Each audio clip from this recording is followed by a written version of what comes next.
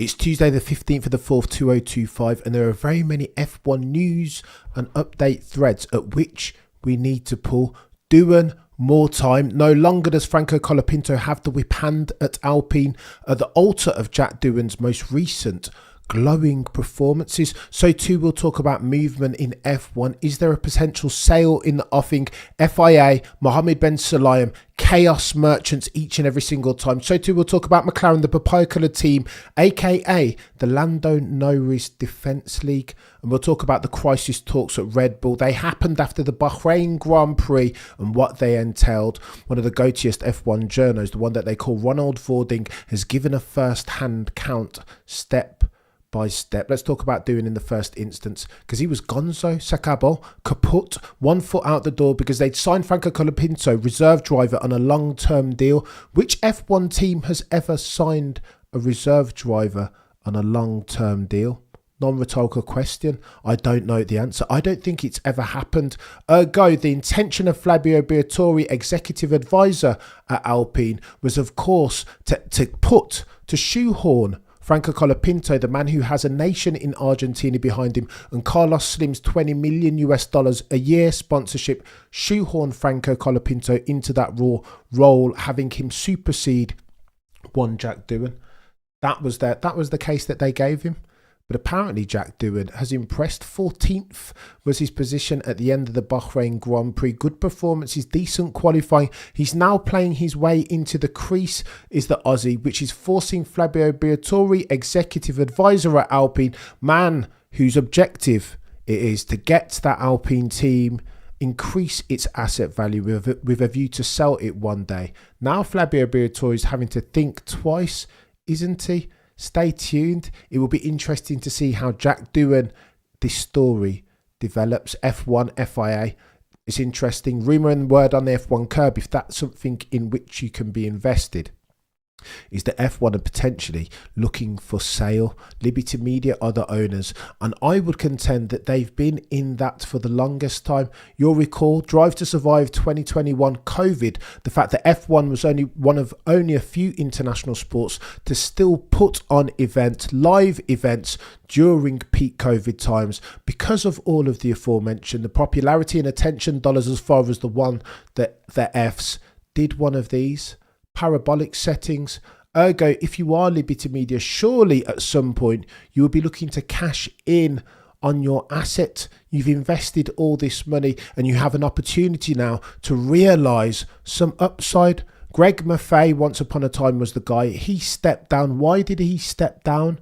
Why is it now John Maloney? Greg Maffei, once upon a time, you'll recall, gave an interview saying Liberty Media couldn't sell F1 under the current circumstances, under the current organisational structure, because of tax reasons. They would have to reorg their entities if indeed they were to sell. We know that they are reorging, and now the rumours come to the top of the agenda again, the top of the agenda item, that the Saudis are potentially looking to take the Wonder Fs off of the hands of Liberty Media.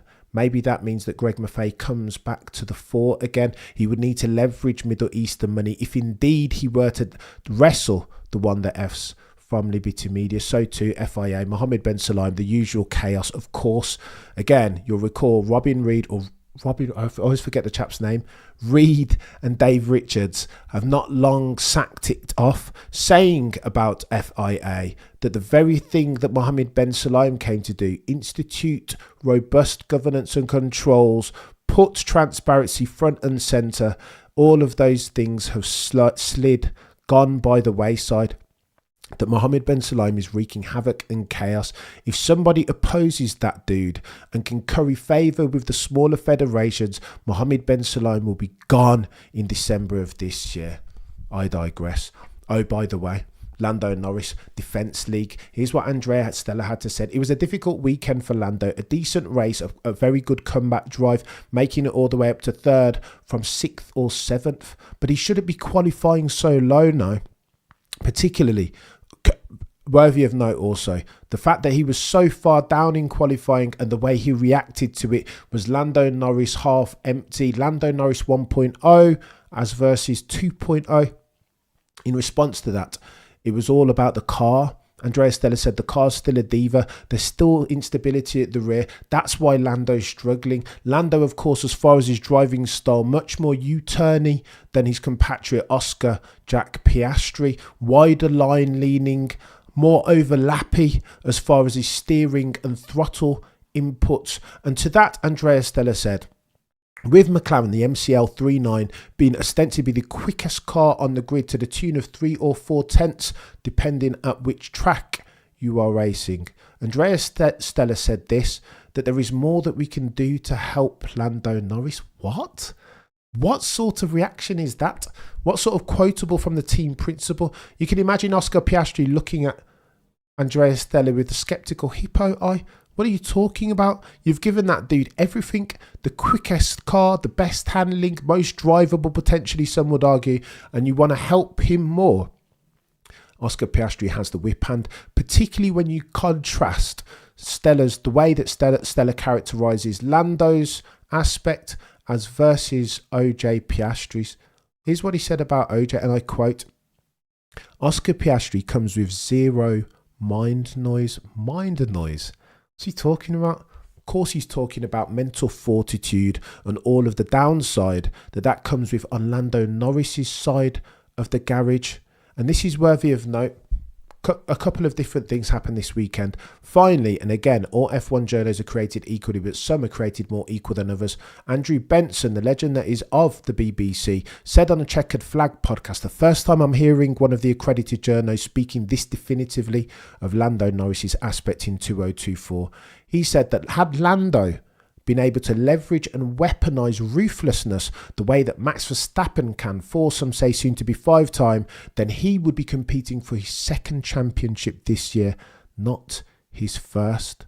And of course I'm talking about the driver's variety, and I think that's pertinent. Lando will need to go away and sort for these ills, the travails of the mental health variety, if indeed he harbours aspirations to win races and therefore championships in 2025. If he loses, it won't be because he doesn't have the ability, that he's not fast enough. It's all in here. 60-40 as far as mental versus physical split. If indeed you want to win races and championship, if you want to do anything at the highest level of sport. Oh, and by the way, we're talking about Red Bull, because you know already there was a crisis meeting over the weekend at the Bahrain Grand Prix. Here's the context though.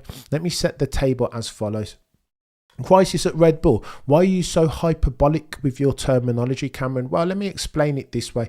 Max Verstappen went into this race weekend at Bahrain only 1 point behind in the Drivers' Championship. But that doesn't wholly obfuscate for the multitudinous cracks in the balls that are red, the team, the car. What are you talking about, Cameron? Well, of course, I'm talking about Wheatley. I'm talking about Marshall. I'm talking about Newey. They've all left within the last 12, 18 months. The RB21 is a dog at best, mercurial at worst. Understeer is its lot. And understeer is the worst thing that you can suffer from in a ground effect era if you worship at the church of lap time.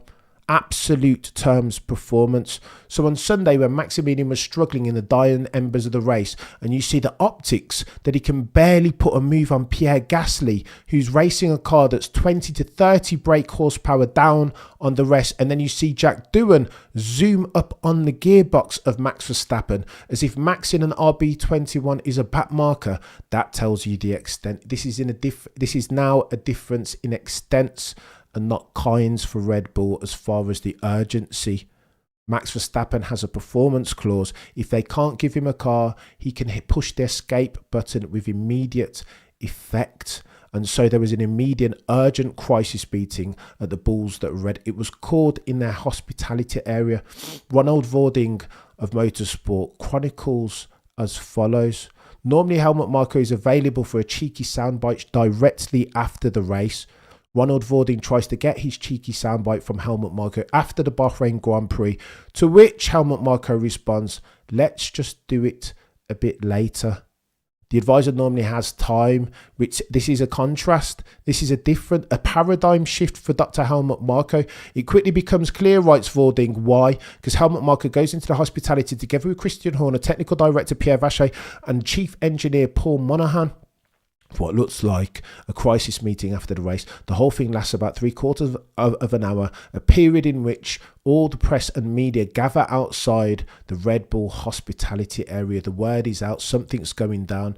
To compound with that, Ted Kravitz said on his notebook that he saw Raymond Vermeulen, manager of Max Verstappen, having a go, giving a piece of his mind to Dr. Helmut Marko, consultant of Red Bull GmbH, post the Grand Prix at Bahrain also.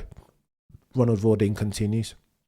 Marco is the first of the quartet to come out, after which I walk with him with him and two other colleagues towards the exit of the paddock. Just like Verstappen the day before, Marco certainly doesn't mince his words after the meeting. As always, he tells it like it is. Quote, "It is very alarming at Red Bull," before openly acknowledging that Red Bull is currently the 4th team in Formula One. What?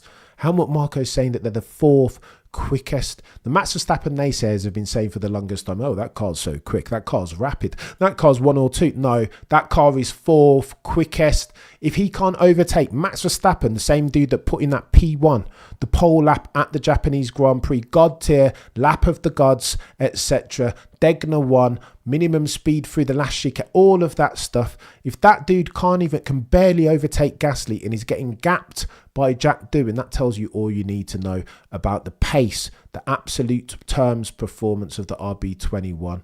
We need to find performance, continues Helmut Marko, as quickly as possible.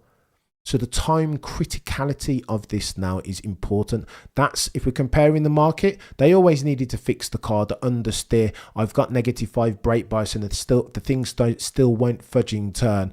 But now the difference as far as Red Bull is the time criticality. I would argue to fill in the gaps. They have between now and the summer break to prove their case to Max Verstappen to prevent him from pushing escape. 2 options, maybe a sabbatical, a cheeky paternity leave, or maybe signing straight away, forthwith, with Lawrence Stroll's Aston Martin. We need to find performance, Helmut Marko says, as quickly as possible, but standard things like pit stops also need to be better. They are compounding their woes now. They can't even change tyres now. The bloody automated system won't work. Jonathan Wheatley never had that problem. But now he's left and all the problems have come to the surface, to the fore even, just as they have with the car as soon as Adrian Newey, the last airbender, was out the door. But I digress.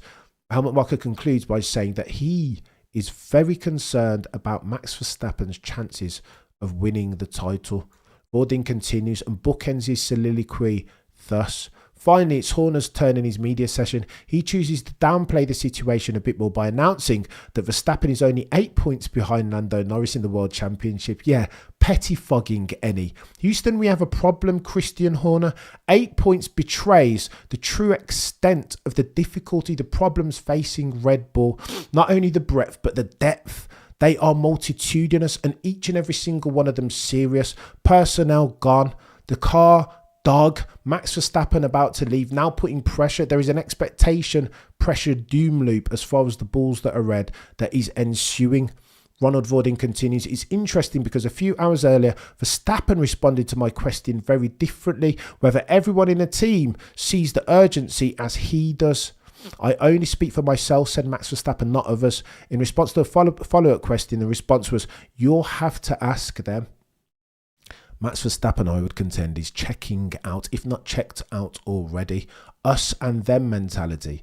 That won't help anything if, again, you want to solve for the multitudinous travails of this RB21 iteration of car. Horner does make it clear that the problem lies deeper than just the car. From a Red Bull perspective, it is quite worrying to hear that the problems are still comparable to last year and that they have therefore not yet been resolved. So Max Verstappen has been patient all the while. These problems aren't brand new. These problems have been ensuing even since 2024. That correlation with the wind tunnel is also still an issue. You saw the quotes, you would have seen them, that somebody, a Red Bull insider characterised the Red Bull diagnosing for the RB21's problems as follows. It's like trying to tell the time on 2 different watches, each of which telling 2 different times. The wind tunnel says X, Y and Z, so too the CFD, and reality when they get to it says A, B and C. Houston, as far as the balls are red, they have a problem. Correlation with the rid tunnel is also still an issue. Ronald Vording of motorsport.com continues. Horner emphasised that the team at least understands the problems, although Max Verstappen sounded very differently, sceptical not only as to whether they can solve their issues, multitudinous of them, but whether they understand exactly what they are. As at the 15th of the 4th, 2025, as far as the balls that are red, Houston, we have a problem. What are we doing here?